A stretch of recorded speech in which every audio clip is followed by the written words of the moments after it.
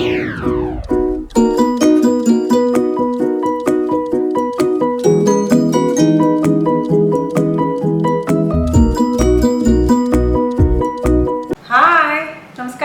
എന്തുണ്ട് വിശേഷം? എല്ലാവരും സുഖം തന്നെയല്ലേ? ഞാനിവിടെ സുഖമായിരിക്കുന്നു. ഇപ്പൊ കഴിഞ്ഞ ദിവസം ഇട്ടിട്ടുണ്ടായിരുന്ന പൊട്ടറ്റോ ക്യാപ്സിക്കം മസാല ഇഷ്ടപ്പെട്ടു എന്ന് പറഞ്ഞാൽ ഒരുപാട് സന്തോഷം. എനിക്കിങ്ങനെ എന്താ പറയാ, റീസെന്റ് ആയിട്ട് ചെയ്തതിൽ വെച്ചിട്ട് ഇപ്പോൾ ഒരുപാട് പേര് ഫോട്ടോസ് അയച്ചു നിൽക്കുന്നതാണ് ഈ ഡിഷിന്റെ. ഒരുപാട് സന്തോഷം കേട്ടോ. അപ്പൊ ട്രൈ ചെയ്യാത്തവര് ട്രൈ ചെയ്ത് നോക്കാൻ മറക്കരുതേ.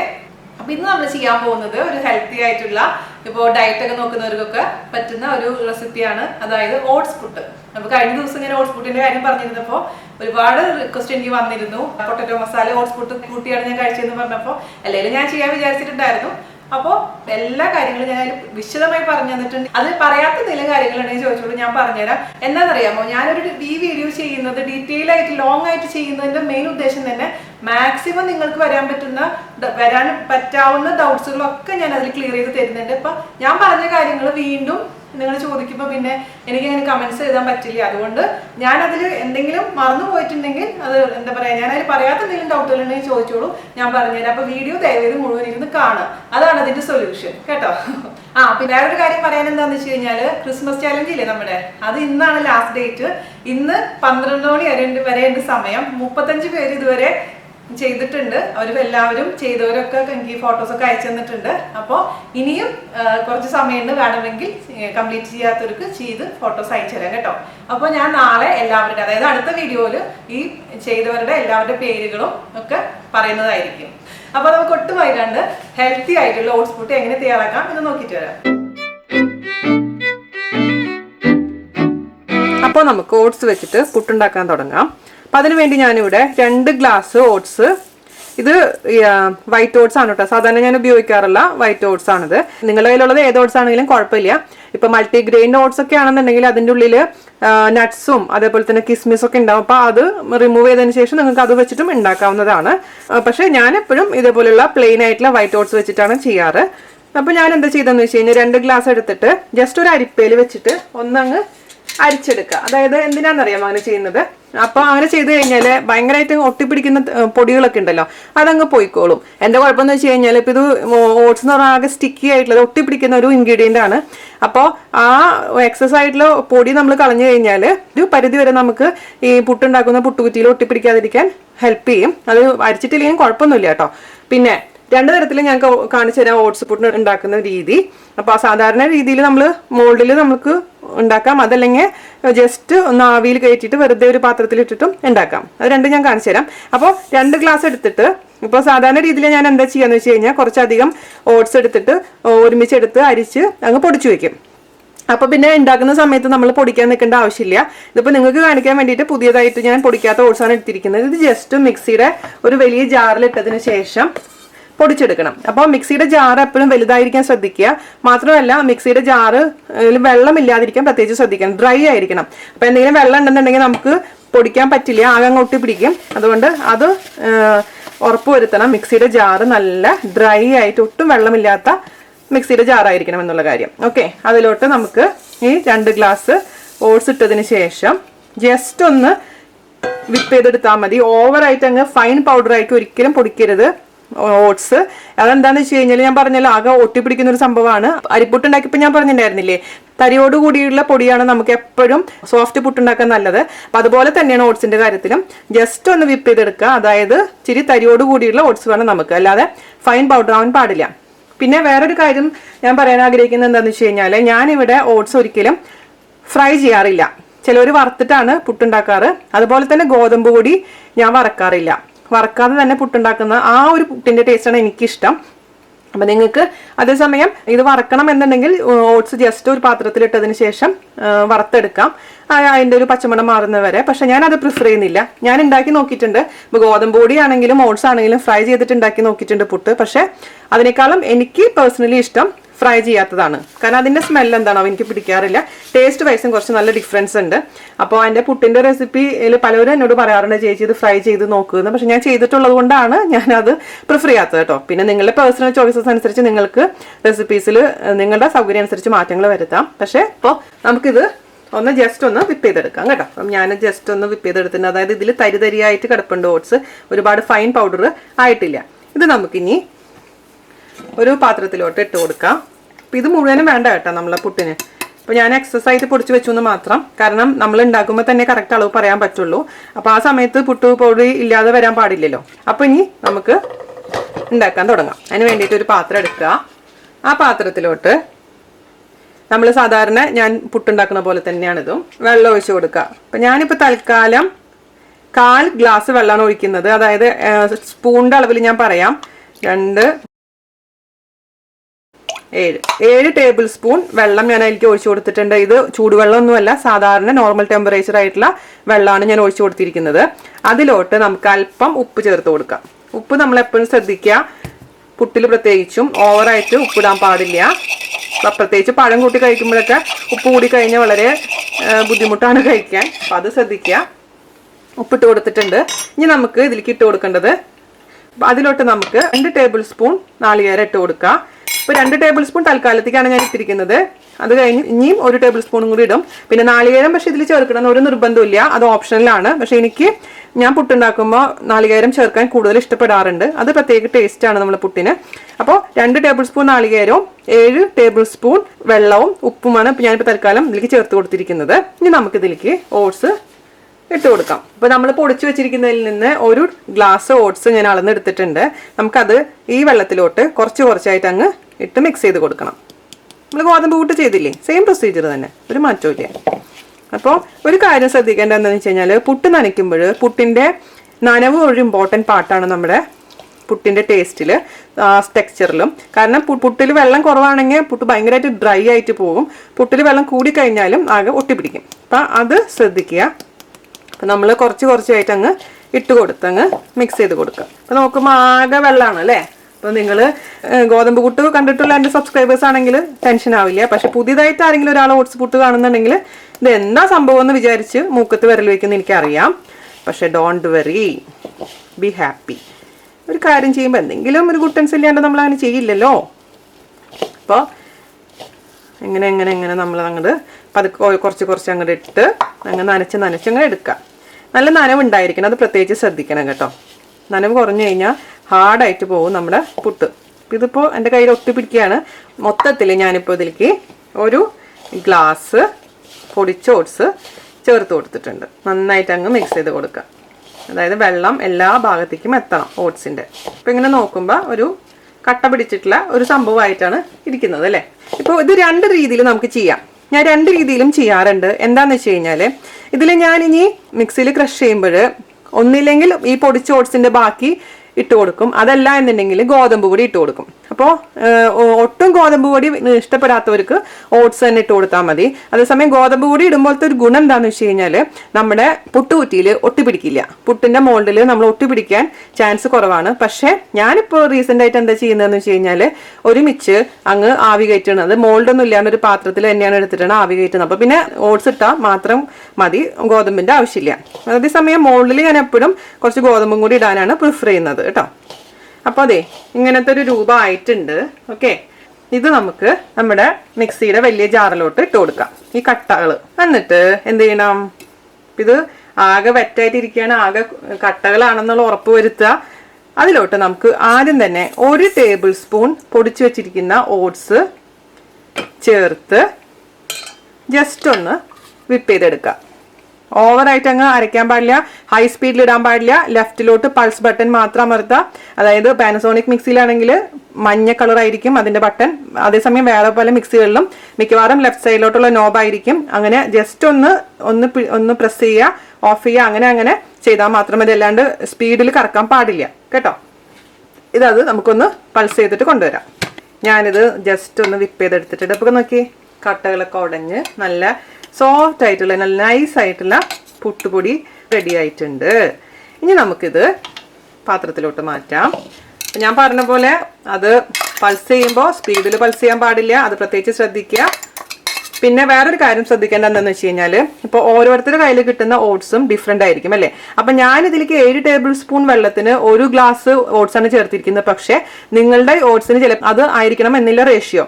അപ്പം നിങ്ങൾ ഇതേപോലെ ചെയ്ത് നോക്കി ഈ 1 ടേബിൾ സ്പൂൺ ഓട്സ് പൊടിച്ചത് വിപ്പ് ചെയ്യാൻ വേണ്ടി ചേർത്ത് കൊടുത്തിട്ടും ഇങ്ങനെ കട്ടകൾ ഉടഞ്ഞിട്ടില്ല എന്നുണ്ടെങ്കിൽ കുറച്ചും കൂടെ ചേർത്ത് കൊടുക്കാം. അത് നിങ്ങളുടെ ഓരോരുത്തരുടെ കയ്യിലുള്ള ഓട്സ് അനുസരിച്ച് മാറ്റം വരുത്തണം. ഇപ്പൊ ഞാൻ ഈ അളവ് പറഞ്ഞു എന്ന് വെച്ചിട്ട് അതായിരിക്കണം എന്നില്ല. ഇതുപോലെ അറ്റ് ലാസ്റ്റ് നമുക്കിത് കിട്ടണം. അതാണ് നമ്മുടെ ആവശ്യം. ഓക്കെ, ഇനി ഞാനിതിലേക്ക് 1 ടേബിൾ സ്പൂണും കൂടെ നാളികേരം ചേർത്ത് കൊടുക്കുന്നുണ്ട്. ഞാൻ ഇങ്ങനെ ചേർക്കാൻ കാരണം എന്താണെന്ന് വെച്ച് കഴിഞ്ഞാൽ ആദ്യം ചേർത്ത് നാളികേരം വിപ്പ് ചെയ്ത പാകങ്ങ് ഭയങ്കരമായിട്ട് അങ്ങ് ഫൈനായിട്ട് മാറി. അതേസമയം ഈ നാളികേരം ഇങ്ങനെ കിടക്കണം. അതാണ് അതിൻ്റെ ഒരു ടേസ്റ്റ്. ഞാൻ പറഞ്ഞല്ലോ നാളികേരം കംപ്ലീറ്റ്ലി ഓപ്ഷണലാണ്. നിങ്ങൾക്ക് വേണമെന്നുണ്ടെങ്കിൽ നാളികേരം ഒഴിവാക്കാം. എന്നിട്ട് ഞാൻ ഇതിൻ്റെ ടേസ്റ്റ് ഒന്ന് നോക്കട്ടെ, ഐ മീൻ ഉപ്പ് നോക്കട്ടെ. ഉപ്പ് കുറവാണെന്നുണ്ടെന്നുണ്ടെങ്കിൽ നമുക്ക് ഇതിലേക്ക് എക്സ്ട്രാ കുറച്ച് ഉപ്പ് കൂടി ചേർത്ത് കൊടുക്കാം. കറക്റ്റാണ് ഉപ്പിൻ്റെ പരുവം. അപ്പം ഞാൻ ഈ സമയത്ത് എന്താ ചെയ്തേക്കണമെന്ന് അറിയാമോ? കുറച്ച് വെള്ളം കുക്കറിൽ ചൂടാക്കാൻ വെച്ചിട്ടുണ്ട്. കാരണം നമുക്കിത് പുട്ട് ഉണ്ടാക്കണ്ടേ, അത് ഓൾറെഡി ചൂടാക്കാൻ വെക്കണം, അല്ലെങ്കിൽ നമുക്ക് ഒരുപാട് ലേറ്റ് ആവും സമയം. അപ്പോൾ ഇത് ചെയ്യുന്ന സമയം കൊണ്ട് പുട്ടുകുറ്റിയിലത്തെ വെള്ളം റെഡിയാക്കുക. ഇനി നമുക്കിത് ഒരു മോൾഡിലോട്ട് ഇട്ട് കൊടുക്കാം. അപ്പോൾ ഇതേപോലത്തെ ഞാൻ ചിരട്ടയുടെ രൂപത്തിലുള്ള മോൾഡാണ് എടുത്തിരിക്കുന്നത്. അപ്പോൾ നിങ്ങളുടെ അടുത്ത് ഇതുപോലത്തെ ചിരട്ടയുടെ മോൾഡ് ഉണ്ടെങ്കിൽ യൂസ് ചെയ്യാം. അപ്പോൾ ഇത് ഞാൻ കഴിഞ്ഞ തവണ പുട്ടുണ്ടാക്കിയപ്പോൾ കാണിച്ചു തന്നപ്പോൾ ഒരുപാട് പേര് ചോദിച്ചിരുന്നു എവിടെ നിന്നാണ് കിട്ടിയെന്ന്. ഇത് എൻ്റെ അമ്മായിയമ്മ അമ്മ വാങ്ങിച്ചു തന്നിട്ടുള്ളതാണ്. അപ്പോൾ ഞാൻ അമ്മയുടെ അടുത്ത് ചോദിച്ചപ്പം തൃശ്ശൂർ പൂരത്തിൻ്റെ ടൈമിൽ എക്സിബിഷൻ ഉണ്ടാവില്ലേ, ആ സമയത്ത് അമ്മ എക്സിബിഷനിൽ പോയപ്പോൾ വാങ്ങിച്ചിട്ടുള്ളതായിരുന്നു ഇത്.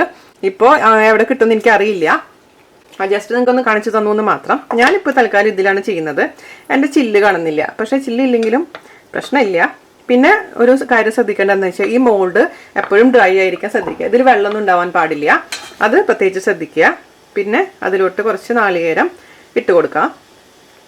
പിന്നെ എന്ത് ചെയ്യണം, നമ്മൾ എടുത്തു വെച്ചിരിക്കുന്ന പുട്ടിൻ്റെ മാവ് പതുക്കെ ഇതിലേക്ക് ഇട്ട് കൊടുക്കുക. ഒരു കാര്യം ശ്രദ്ധിക്കേണ്ടത് എന്താണെന്ന് വെച്ചാൽ ഒരുപാട് നമ്മളങ്ങ് ഓവറായിട്ട് അതിനെ പ്രസ് ചെയ്യാൻ പാടില്ല. എന്നാൽ ഒരുപാട് അങ്ങ് പ്രസ് ചെയ്ത് ചിലർ ടൈറ്റാക്കി ഇങ്ങനെ ഇതുകൊണ്ട് ഇങ്ങനെ പ്രസ് ചെയ്ത് ഇടുന്നവരുണ്ട്. പക്ഷെ അങ്ങനെ ചെയ്യാൻ പാടില്ല. നമ്മൾ വളരെ പതുക്കെ സോഫ്റ്റായിട്ട് ഹാൻഡിൽ ചെയ്യുക നമ്മുടെ പുട്ടിനെ. ഇത് മതി. അപ്പോൾ ഈ അളവ് എന്ന് വെച്ച് കഴിഞ്ഞാൽ 2 പുട്ടിനുള്ള അളവാണ് കേട്ടോ അപ്പോൾ ഞാൻ പറഞ്ഞത്. അപ്പോൾ ഇത് നമുക്ക് കുക്കറിൽ അങ്ങ് വെച്ച് സ്റ്റീം ചെയ്തെടുക്കാം. പുട്ട് കുഴയ്ക്കുന്ന സമയത്ത് തന്നെ കുക്കറിൽ വെള്ളം വെച്ചിട്ടുണ്ടായിരുന്നു. അപ്പോൾ ഇത് കുക്കറിൻ്റെ ഒരു അര ഭാഗത്തോളം ഞാൻ വെള്ളം വെച്ചിട്ടുണ്ട്. എന്നിട്ട് നമ്മൾ അടയ്ക്കുക. നന്നായിട്ട് അടച്ചിട്ടുണ്ട്. ഇതിൽ നിന്ന് ആവി വരുന്ന സമയത്ത് ഈ പുട്ടിൻ്റെ മോൾഡ് ഇതിലോട്ട് വെച്ച് കൊടുക്കുക. ഈ കറക്റ്റ് നോബ് ഇതിലേക്ക് കയറാൻ ശ്രദ്ധിക്കണം. അതല്ലാന്നുണ്ടെങ്കിൽ ഇതിൽ കൂടെ ആവി വരില്ല. എന്നിട്ട് ഹൈ ഫ്ലെയിമിലാണ് ഞാൻ വെച്ചിരിക്കുന്നത്, ലോ ഫ്ലെയിമിൽ വെക്കാൻ പാടില്ല കേട്ടോ. അപ്പോൾ ആദ്യം തന്നെ 3 ഹോൾസ് ഇല്ലേ, അതിൽ നിന്ന് ആവി വരാൻ കാണും. അത് കഴിഞ്ഞതിന് ശേഷം പെട്ടെന്ന് തന്നെ ഇത് റെഡിയാവും കേട്ടോ. പിന്നെ അതുപോലെ തന്നെ എനിക്ക് പറയാനുള്ളൊരു കാര്യം എന്താണെന്ന് വെച്ച് കഴിഞ്ഞാൽ എൻ്റെ ഗോതമ്പ് പുട്ട് ഇട്ടപ്പോൾ ഒരുപാട് പേര് എനിക്ക് മെസ്സേജ് അയച്ചിട്ടുണ്ടായിരുന്നു. വീണ അതിൽ കുറച്ച് ചോറിട്ട് അരച്ചിട്ടൊന്ന് ഉണ്ടാക്കി നോക്കൂ, ഭയങ്കര സോഫ്റ്റ് പുട്ട് കിട്ടും. അതുപോലെ തന്നെ അരിപ്പുട്ടിലും ചോറ് ഇടുന്ന കാര്യം പറഞ്ഞിട്ടുണ്ടായിരുന്നു. എനിക്കിത് സത്യം പറയാലോ, എനിക്ക് താല്പര്യമില്ല ചോറിടാൻ. കാരണം എന്ന് വെച്ച് കഴിഞ്ഞാൽ നമ്മൾ ഹെൽത്തി ഓപ്ഷൻ തിരഞ്ഞെടുത്തുകൊണ്ടാണ് ഈ ഓട്സ് പുട്ടും അതേപോലെ തന്നെ ഗോതമ്പ് പുട്ടും ഒക്കെ നമ്മൾ കഴിച്ചുകൊണ്ടിരിക്കുന്നത്. അപ്പം അതിൻ്റെ ഉള്ളിൽ കൂടെ ചോറ് ഇട്ട് കഴിഞ്ഞാൽ പിന്നെ അതിൻ്റെ ഗുണം നഷ്ടപ്പെട്ടില്ലേ. ഈ രീതിയിൽ ഉണ്ടാക്കുമ്പോൾ തന്നെ നല്ല സോഫ്റ്റ് ആയിട്ടുള്ള പുട്ട് കിട്ടുന്നുണ്ടെങ്കിൽ പിന്നെ എന്തിനാ നമ്മൾ ചോറിട്ട് അരയ്ക്കാൻ നിൽക്കുന്നത്? അതൊരു ഹെൽത്തി രീതിയാണെന്ന് എനിക്ക് തോന്നുന്നില്ല. നിങ്ങളുടെ താല്പര്യം ഉണ്ടെങ്കിൽ നിങ്ങൾ ചെയ്തോളൂ, പക്ഷേ ഞാൻ അത് ചെയ്യാൻ ഇഷ്ടപ്പെടുന്നില്ല കേട്ടോ. ഇത് ആവി വരുമ്പോൾ നമുക്കങ്ങ് ഓഫ് ചെയ്യാം. പിന്നെ നിങ്ങളൊരു കാര്യം ശ്രദ്ധിക്കേണ്ടതെന്ന് വെച്ച് കഴിഞ്ഞാൽ ഇപ്പോൾ ഒരുപാട് പുട്ട് ഉണ്ടാക്കണമെന്നുണ്ടെങ്കിൽ കുറച്ച് മെമ്പേഴ്സൊക്കെ ഉള്ള ഫാമിലി ആണെങ്കിൽ നമുക്ക് അധികം പുട്ട് വേണ്ടി വരും അല്ലേ. അപ്പോൾ ഇതിൽ 2-3 പുട്ട് കഴിയുമ്പോഴേക്കും നമ്മുടെ കുക്കറിലത്തെ വെള്ളം വറ്റിപ്പോവും. അത് ശ്രദ്ധിക്കണം. വെള്ളം ഇല്ലാതിരിക്കുന്ന അവസ്ഥയിൽ നമുക്കിതിൽ ആവി വരില്ല. അപ്പോൾ ഇങ്ങനെ ഭയങ്കരമായിട്ട് ചിലപ്പോൾ കരിഞ്ഞ മണക്ക് വരും. അതുകൊണ്ട് 3 പുട്ടൊക്കെ ഉണ്ടാക്കി കഴിഞ്ഞാൽ കുക്കർ ഓപ്പൺ ചെയ്ത് നോക്കുക. വെള്ളം കുറവാണെന്നുണ്ടെങ്കിൽ വെള്ളം ഒഴിച്ച് കൊടുത്തിട്ട് അത് നന്നായി തിളച്ചതിന് ശേഷം മാത്രം അടുത്ത പുട്ടിൻ്റെ മോൾഡ് വെക്കാൻ പാടുള്ളൂ കേട്ടോ. അത് പ്രത്യേകിച്ച് ശ്രദ്ധിക്കാം. പിന്നെ ഓവറായിട്ട് കുക്കാവാൻ പാടില്ല പുട്ട്. ഓവറായിട്ട് കുക്കായി കഴിഞ്ഞാൽ ആ കൊട്ടി പിടിക്കാനുള്ള ചാൻസ് ഉണ്ട്. അപ്പോൾ ഇത് ഞാൻ എടുക്കാൻ പോവാണ്. ഇപ്പോൾ ഒരു 3 മിനിറ്റ് കഴിഞ്ഞിട്ടുണ്ട്. നമുക്ക് നോക്കാം പുട്ട് റെഡി ആയിട്ടുണ്ടോ എന്നുള്ള കാര്യം. അപ്പോൾ പുട്ട് നല്ല സോഫ്റ്റ് ആയിട്ടുണ്ട്. തൊട്ട് നോക്കിക്കഴിഞ്ഞാൽ അറിയാം. പിന്നെ മണപ്പിച്ച് നോക്കിക്കഴിഞ്ഞാലും അറിയാം നന്നായി അങ്ങ് കുക്കായിട്ടുണ്ട്. സ്മെല്ല് ചെയ്ത് കഴിഞ്ഞാൽ എന്താ നമുക്ക് ഗുണം എന്ന് വെച്ച് കഴിഞ്ഞാൽ അറിയാൻ പറ്റും. വേവ് കുറവുണ്ട് എന്നുണ്ടെങ്കിൽ ആ ഓട്സിൻ്റെ ഒരു പച്ച മണം നമുക്ക് ഫീൽ ചെയ്യാൻ പറ്റും. പക്ഷെ ഇതിപ്പോൾ 3 മിനിറ്റ് കൊണ്ട് നന്നായിട്ട് അങ്ങ് കുക്കായി കിട്ടിയിട്ടുണ്ട്. അപ്പം നിങ്ങളുടെ കയ്യിലുള്ള ഓട്സ് അനുസരിച്ചും ഇതിൽ ഇടുന്ന ക്വാണ്ടിറ്റി അനുസരിച്ചും കുക്കിംഗ് ടൈം ഡിഫറെൻ്റ് ആയിരിക്കും. അതുകൊണ്ട് അത് ഉറപ്പ് വരുത്താം നന്നായി കുക്കായിട്ടുണ്ടെന്നുള്ള കാര്യം. ഇനി നമുക്ക് ഒരു പ്ലേറ്റിലോട്ട് വെച്ച് കൊടുക്കാം. അങ്ങനെ നമ്മുടെ അടിപൊളിയായിട്ടുള്ള ഓട്സ് പുട്ട് റെഡി ആയിട്ടുണ്ട്. ഇത് ഓട്സ് മാത്രമേ ഞാൻ ഇതിൽ യൂസ് ചെയ്തിട്ടുള്ളൂ. അപ്പം ഞാൻ പറഞ്ഞ പോലെ നിങ്ങൾക്കൊരു സംശയം ഉണ്ട് എന്നുണ്ടെങ്കിൽ ഇപ്പോൾ ഒരു പ്രാവശ്യമൊക്കെ നിങ്ങൾ ചെയ്ത് നോക്കിയിട്ട് ആ മോൾഡിൽ ഒരുപാട് ഒട്ടിപ്പിടിക്കുകയാണെങ്കിൽ വിപ്പ് ചെയ്യുന്ന സമയത്ത് ഞാൻ ഇട്ടിരുന്ന ഓട്സിന് പകരമായിട്ട് എന്ത് ചേർക്കണം, ഗോതമ്പ് പൊടി ചേർത്ത് കൊടുത്താൽ മതി. അപ്പോൾ ഒട്ടും നമ്മുടെ മുകളിൽ ഒട്ടിപ്പിടിക്കില്ല. പക്ഷെ ഇത് എനിക്കധികം ഒട്ടിപ്പിടിച്ചിട്ടൊന്നുമില്ല. പിന്നെ അത് ഡിപ്പെൻസ്, അതിൽ ചേർക്കുന്ന വെള്ളത്തിന്റെയും കുക്കിംഗ് ടൈമും അനുസരിച്ച് ആ രീതിക്ക് അങ്ങ് മാറ്റം വരും. പൊടിയായി പോയി എന്ന് പറഞ്ഞിട്ട് നമുക്ക് ടെൻഷൻ്റെ ആവശ്യമൊന്നുമില്ല. എന്തായാലും നമ്മൾ പൊടിച്ചിട്ടാണ് ഫുഡാണെങ്കിലും കഴിക്കുക. അപ്പൊ അങ്ങനെ ടെൻഷൻ വേണ്ട. അതേസമയം നിങ്ങളുടെ കയ്യിൽ മോൾഡ് ഒന്നും ഇല്ല എന്നുണ്ടെങ്കിൽ, ഇപ്പൊ ചില ബാച്ചിലേഴ്സ് എൻ്റെ അടുത്ത് പറയാറുണ്ട്, ചേച്ചി ഞങ്ങളുടെ അടുത്ത് പുട്ടുണ്ടാക്കാൻ പറ്റുന്ന മോൾഡുകളൊന്നും ഞങ്ങളുടെ അടുത്ത് ഇല്ല ചേച്ചി, പുട്ടുകുറ്റി ഇല്ല എന്നൊക്കെ പറഞ്ഞ് ഒരുപാട് പേരിൻ്റെ അടുത്ത് ബാച്ചിലർ കുട്ടികൾ പറയാറുണ്ട്. അവർക്ക് വേണ്ടി ഞാനൊരു കാര്യം കാണിച്ചു തരാം. ഓക്കെ, അതിനുവേണ്ടി എന്താ ചെയ്യേണ്ടതെന്ന് വെച്ച് കഴിഞ്ഞാൽ, ഒരു വലിയ പാത്രത്തിൽ നമ്മൾ വെള്ളം ഒഴിച്ചിട്ട് ചൂടാക്കാൻ വെക്കുക. ഒരുപാട് വെള്ളം വേണ്ട, കുറച്ച് വെള്ളം മാത്രം. അതായത് ഓവറായി വെള്ളമായി കഴിഞ്ഞാൽ നമ്മൾ വെക്കുന്ന പുട്ടിൽ വെള്ളം കയറാനുള്ള ചാൻസ് ഉണ്ട്. അതിലോട്ട് നമുക്ക്, ഞാൻ വട്ടയപ്പൊക്കെ സ്റ്റീം ചെയ്തില്ലേ, അതുപോലെ തന്നെ നമുക്ക് ഒരു പ്ലേറ്റ് അങ്ങ് അതിലേക്ക് വെച്ചു കൊടുക്കാം. എന്നിട്ട് ഞാൻ എന്താ ചെയ്യാൻ പോണെന്ന് വെച്ച് കഴിഞ്ഞാൽ, അപ്പൊ എൻ്റെ വീട്ടിലൊക്കെ പണ്ട് അമ്മ സ്ഥിരം എങ്ങനെയാണ് ചെയ്തുകൊണ്ടിരുന്നത്, അമ്മ അതിന് ആവിപ്പുട്ടെന്നാ പറയാ. എല്ലാം നമ്മൾ പുട്ടൊക്കെ ആവിയിൽ തന്നെ ഉണ്ടാക്കുക. അമ്മ വെറുതെ ഒരു പേരിട്ടതാന്ന് തോന്നുന്നു. അതായത് ഞാൻ പറഞ്ഞില്ലേ, എല്ലാവർക്കും കൂടി ഉണ്ടാക്കുമ്പോൾ ഒരുപാട് മെമ്പേഴ്സ് ഒക്കെ വരുമ്പോൾ ഗസ്റ്റിനൊക്കെ അമ്മ ചിരട്ടയിലാണ് അമ്മ പുട്ടുണ്ടാക്കിക്കൊണ്ടിരുന്നത്. പക്ഷെ നമുക്കൊക്കെ എന്താ ചെയ്യാന്ന് വെച്ച് കഴിഞ്ഞാല്, എൻ്റെ വീട്ടിലൊക്കെ വളരെ ചെറിയ ചെറിയ ഹോൾസ് ഉള്ള ഒരു പാത്രം ഉണ്ടായിരുന്നു, ഈ കുക്കറിന്റെ കൂടെ ഒക്കെ കിട്ടിയിരുന്നത്. ഇപ്പൊ എനിക്ക് എൻ്റെ ഇല്ല സംഭവം. അപ്പൊ അതുകൊണ്ട് ഞാൻ ഇതിലാണ് ചെയ്യാൻ പോകുന്നത്. ഇതിൻ്റെ ഉള്ളിൽ കൂടെ ആവി താഴോട്ട് വരും. അതുകൊണ്ട് ഇങ്ങനത്തെ ഒരു പാത്രത്തിൽ, അപ്പൊ നിങ്ങളുടെ കയ്യിലുള്ള അങ്ങനത്തെ ഒരു പാത്രം സാധാരണ ഒരു പ്ലേറ്റിൽ വെച്ചാലും മതി. ഇതിലോട്ട് ഞാനിപ്പോൾ ആ എടുത്ത് വെച്ചിരിക്കുന്ന, നനച്ചു വെച്ചിരിക്കുന്ന പുട്ടിന്റെ ബാക്കിയില്ല, നമ്മൾ ഒരു പുട്ടല്ലേ ഉണ്ടാക്കിയിട്ടുള്ളൂ, ബാക്കി പുട്ടിന്റെ പൊടി ഇതിലേക്ക് ഞാൻ ഇട്ട് കൊടുക്കാൻ പോവാം. ഓക്കെ, അപ്പൊ പുട്ടിന്റെ മുകളിലില്ലാത്തവർ ഇതുപോലെ ഒന്നും ഇല്ല കേട്ടോ, സാധാരണ ഒരു പ്ലേറ്റിൽ ഇട്ടാലും മതി. പക്ഷെ ഞാനിപ്പോൾ ഒരു ഭംഗിക്ക് വേണ്ടി ചെയ്തോന്ന് മാത്രം. എന്നിട്ട് ഇത് അങ്ങ് അടച്ചു വെക്കുക. ഇതിൽ അടച്ചു വെക്കുമ്പോൾ ഇതിൽ ബിൽഡ് ചെയ്യുന്ന സ്റ്റീം കാരണം ഇതിൽ വെച്ചിരിക്കുന്ന പുട്ട് നന്നായി അങ്ങ് വെന്ത് കിട്ടും. അപ്പം പുട്ടുകുറ്റി ഇല്ലാത്തവർ എന്തെങ്കിലും ഒരു പാത്രത്തിൽ ഈ പുട്ട് ഇതേപോലെ വെച്ചതിന് ശേഷം, ഇപ്പൊ സാധാരണ പാത്രങ്ങളുണ്ടല്ലോ, സാധാരണ രീതിയിൽ ഇങ്ങനത്തെ പാത്രം, ഏത് പാത്രമായാലും കുഴപ്പമൊന്നുമില്ല, അതിൽ പുട്ടിന്റെ പൊടി ഇട്ടതിന് ശേഷം ഇതുപോലെ വെച്ച് നമുക്കങ്ങ് അടച്ചു വെക്കാം. ഇതേപോലെ തന്നെ ഒരു 5 മിനിറ്റ് അടച്ചു വെച്ച് കഴിഞ്ഞാൽ അതിലത്തെ ആവി കൊണ്ട് നമ്മൾ ആ പാത്രത്തിലിരിക്കുന്ന, ആ കൊട്ടയിലിരിക്കുന്ന പുട്ടുപൊടി നന്നായി വെന്ത് അസല് ആവിപ്പൊട്ട് റെഡിയാവും. അപ്പൊ ഈ ഓഫീസിലൊക്കെ പോകുന്ന ആൾക്കാർക്കൊക്കെ ഇതുപോലെ ചെയ്യുന്നതാണ് കുറച്ചും കൂടെ എളുപ്പം എന്ന് എനിക്ക് തോന്നുന്നു. കാരണം എല്ലാവർക്കും ഈച്ച് ആൻഡ് എവരിബഡി നമുക്ക് ഇതേപോലെ പുട്ടിന്റെ മുകളിൽ ഉണ്ടാക്കി വരുമ്പോൾ ഒരുപാട് സമയം നഷ്ടപ്പെടും. അപ്പൊ ഇതുപോലെ എല്ലാവർക്കും കൂടിയുള്ള പുട്ട് ഒരു വലിയ പ്ലേറ്റിൽ ഇട്ടതിന് ശേഷം ഒരു സ്റ്റീമറിൽ വെച്ചിട്ട് അങ്ങ് വേവിച്ചെടുക്കുകയാണെങ്കിൽ ആവിപ്പുട്ട്, നിങ്ങൾക്ക് എന്ത് വേണമെങ്കിലും പറയാം. അതിന്റെ പേര് തരിപ്പുട്ടെന്നോ ആവിപ്പുട്ടെന്നോ, പക്ഷെ എൻ്റെ അമ്മ പറഞ്ഞ പേര് പറയാനാണ് ഞാൻ ഇഷ്ടപ്പെടുന്നത്. അങ്ങനെ റെഡി ആയി കിട്ടും. അപ്പോൾ ഒരു 5 മിനിറ്റ് കഴിഞ്ഞതിന് ശേഷം നമുക്ക് ഇത് തുറന്നു നോക്കാം കേട്ടോ. നമ്മൾ ഏത് പാത്രം കൊണ്ട് അടയ്ക്കുകയാണെങ്കിലും ഒരു ഹോൾ എന്തായാലും ഉണ്ടാവാൻ ചാൻസ് ഉണ്ട്. അതല്ലെങ്കിൽ കുറച്ചൊന്ന് തുറന്നു വെക്കുക. കാരണം ഇതിലത്തെ ആവി അല്ലെങ്കിൽ പുട്ടിലോട്ട് വീണിട്ട് ഒരുപാട് വെള്ളം കൂടാൻ ചാൻസ് ഉണ്ട്. അതൊന്ന് ശ്രദ്ധിക്കുക. നമ്മുടെ ലിഡിന്റെ പുറത്ത് കൂടെ ആവി വരാൻ തുടങ്ങിയിട്ടുണ്ട്. ആവി വരാൻ തുടങ്ങി കഴിഞ്ഞാൽ പിന്നെ 2 മിനിറ്റ് കൊണ്ട് നമ്മുടെ പുട്ട് റെഡിയാവും കേട്ടോ. അതാണ് കണക്ക്. അപ്പോൾ നിങ്ങൾ പിന്നെ സംശയം ഉണ്ടെങ്കിൽ ഓപ്പൺ ചെയ്തിട്ട് ഒരു ഫോർക്കോഡ് എടുത്തൊന്ന് നോക്കുക. അപ്പോൾ വേവ് കുറവാണെന്നുണ്ടെങ്കിൽ അതിനനുസരിച്ച് സമയം കൂട്ടി വേവിക്കുക. ഇത് പിന്നെ ഒട്ടിപ്പിടിക്കുമെന്നുള്ള ടെൻഷൻ വേണ്ടല്ലോ, കാരണം നമ്മളിത് മൊത്തത്തിൽ വെച്ചിരിക്കുന്ന ആവിപ്പുട്ടാണ്. അപ്പം നോ വറീസ്. ഇതാ ഇപ്പം നമ്മൾ 3 മിനിറ്റ് കഴിഞ്ഞിട്ടുണ്ട്. നമുക്ക് ഓപ്പൺ ചെയ്യാം. ഇത് നമുക്ക് നോക്കാം. നല്ല പുട്ട് വെന്ത കറക്റ്റ് കുക്കായ സ്മെല്ല് വരുന്നുണ്ട്. ഫോർക്ക് എടുത്തിട്ട് നമുക്ക് നോക്കാം. കറക്റ്റ് വെന്തിട്ടുണ്ട് പുട്ട്, നല്ല സോഫ്റ്റ് ആയിട്ടുണ്ട്. മതി. അപ്പോൾ ഇങ്ങനത്തെ ഇതിൽ വെക്കുമ്പോൾ ഗുണം എന്താണെന്ന് വെച്ചാൽ ഈ ഇതിലോട്ട് വെള്ളം കയറില്ല. കാരണം പ്ലേറ്റിന്റെ മുകളിൽ വെച്ചിരിക്കുന്ന കാരണം വെള്ളം നമ്മുടെ കടായിയുടെ ഉള്ളിലാണ്, കടായിയുടെ താഴെയാണ് വെള്ളം ഞാൻ സ്റ്റീം ചെയ്യാൻ വെച്ചിരിക്കുന്നത്. അതേസമയം പ്ലേറ്റ് വെച്ചിരിക്കുന്ന കാരണം ഇതിലോട്ട് നമുക്ക് താഴെ നിന്നൊന്നും വെള്ളം കയറില്ല. അതാണ് ഈ പ്ലേറ്റിൽ വെക്കുന്നതിൻ്റെ ഒരു ഗുണം. മനസ്സിലായല്ലോ? പിന്നെ ഒരു കാര്യം ശ്രദ്ധിക്കേണ്ടതെന്ന് വെച്ച് കഴിഞ്ഞാൽ പ്ലേറ്റിൽ കുറച്ച് ഗ്യാപ്പ് ഉണ്ടാവണം. എങ്കിൽ മാത്രമേ ഈ സ്റ്റീം മുകളിലോട്ട് വരുള്ളൂ. കംപ്ലീറ്റ് ടൈറ്റ് ആയിട്ടുള്ള പ്ലേറ്റ് വെക്കുകയാണെങ്കിൽ ആ വെള്ളത്തിന്റെ സ്റ്റീം അതിൻ്റെ ഉള്ളിൽ തന്നെ പെട്ടുപോകും, പുറത്തേക്ക് വരില്ല. അപ്പം അതൊന്ന് ശ്രദ്ധിക്കുക. അപ്പം ഇങ്ങനെ വെക്കുമ്പോൾ നമുക്ക് എളുപ്പത്തിൽ പുട്ട് തയ്യാറാക്കാൻ പറ്റും. അമ്മ കേൾക്കണ്ട? ആര് കേൾക്കാനല്ലേ? ഓക്കെ, അപ്പം നമുക്കിനി ഇത് എടുക്കാം കേട്ടോ. ആവിയിൽ എടുക്കുമ്പോൾ ഒന്നില്ലെങ്കിൽ കയ്യിൽ ടർക്കി ടവൽ അങ്ങനെ എടുക്കുക, അല്ലെങ്കിൽ ഇതേപോലത്തുള്ള ഗ്ലൗസ് ഇട്ടതിന് ശേഷം മാത്രം എടുക്കാൻ ശ്രദ്ധിക്കുക. അപ്പം ഇതാ ഞാൻ സാധാരണ രീതിയിൽ ഉണ്ടാക്കുന്ന രീതിയിലും പുട്ട് റെഡിയാക്കി വെച്ചിട്ടുണ്ട്.